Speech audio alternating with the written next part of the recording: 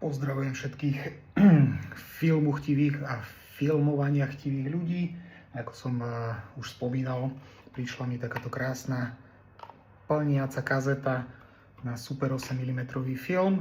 A okrem tejto kazety mám aj takýto film od FOMI DS8, ktorý je vlastne Dual Super 8 mm film. To znamená, že je to 2x10 metrov. No a ako tento film dostať do tejto kazety? Nie je to jednoduché, ale nie je to nemožné.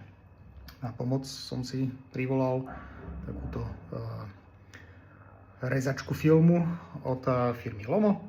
A čo ďalej? Film musím rozrezať, podľa návodu namotať a založiť. Čiže poďme na to. Čo na to potrebujem je tmavá komora, ale keďže som na ceste, tak na to budem potrebovať tmavú miestnosť, a to znamená asi hotelovú kúpeľňu. A o chvíľu uvidíme, či sa film podarilo založiť správne.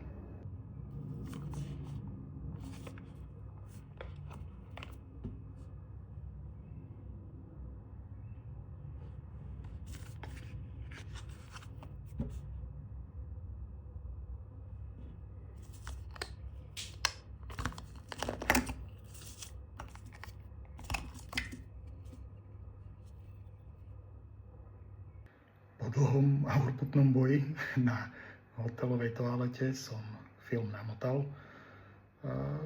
Možno aj na prvýkrát správne, ale pochyboval som, takže som ho premotal a celé to namotávanie mi trvalo takmer 2 hodiny, ale film je tam.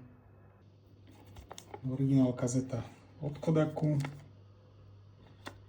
a mnou navinutá kazeta s filmom FOMA.